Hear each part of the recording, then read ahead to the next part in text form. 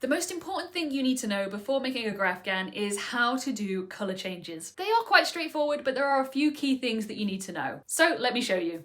I'm working from the chart on the right hand side, and I've done the first 2 rows, which are just plain blue, and I'm now about to start my 9th stitch, which is the last one in blue.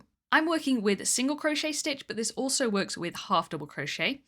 You need to complete the stitch as normal up until the very last yarn over and pull through. So in the case of a single crochet, I need to insert the hook into the next stitch, yarn over and pull up a loop, and the last step would be to yarn over and pull through the 2 loops on the hook. But before we do that, we need to change to yellow yarn because the next stitch is yellow. And to do that, I'm going to drop the yarn that I'm working with currently and bring it to the front of my work and hold it in place with my thumb. I'm then going to grab my yellow yarn and use that to complete the stitch by yarning over and pulling through the last 2 loops on my hook.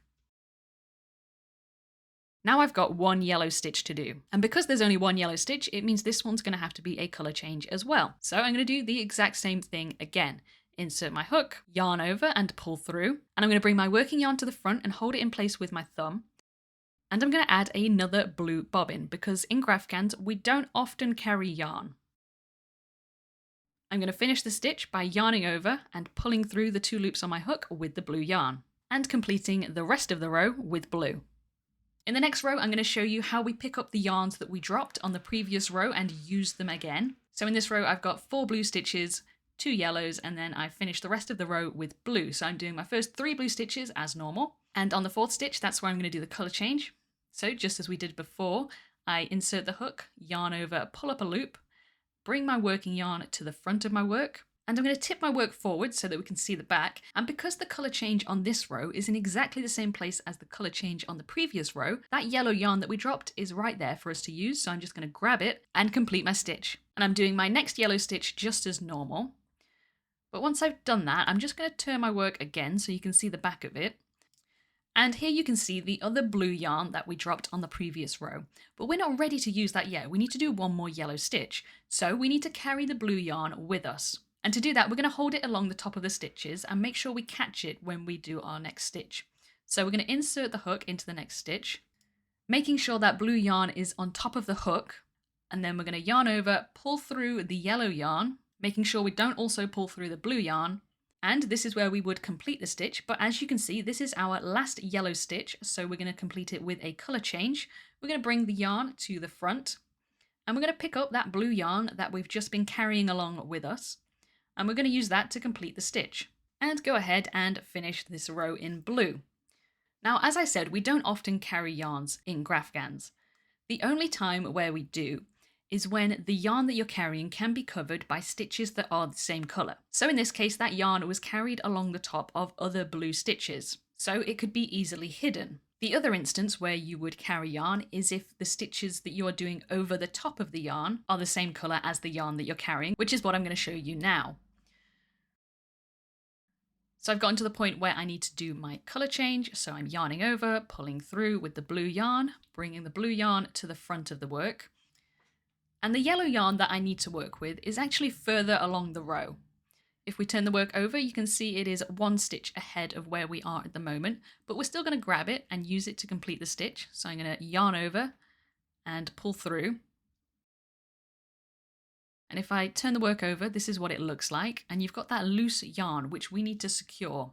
So when I do the next stitch in yellow, I'm going to insert my hook and make sure that that loose yarn is on top of my hook, just as we did in the row before. And I'm going to yarn over and pull through with the yellow, making sure not to catch that loose yarn, and complete the stitch as normal. And if I turn my work over, you can see that that loose yarn is now completely secured in place and is hidden. So those are the 2 instances where it's okay to carry yarn in Graphgans. Just make sure that if you are carrying yarn, it is being carried over the top of stitches that are the same colour, or you're going to be crocheting over it in yarn that is the same colour. I've just shown you how to do that when the yarn that you've dropped is 1 stitch away from where you need to do your colour change, but you can do this over 5 stitches, 10 stitches, 20 stitches, any amount.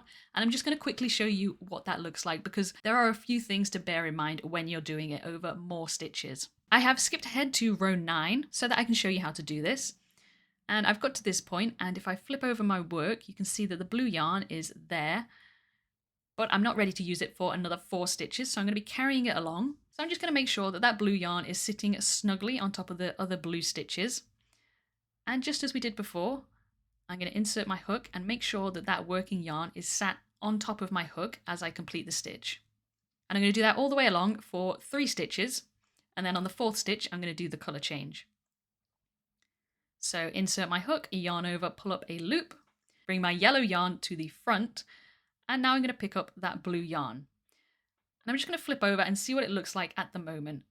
And you can sort of see the blue yarn bulging through the stitches a little bit. So I'm just going to gently pull on it, and you see those bulges disappear. Do be careful not to pull it too tightly, as that can cause the fabric to scrunch up. And now I'm just going to quickly show you what you would do if you were carrying the yarn to you from further along the row across multiple stitches. So let's say, for example, I want to change to yellow right here, but the yellow yarn I want to use is all the way over here.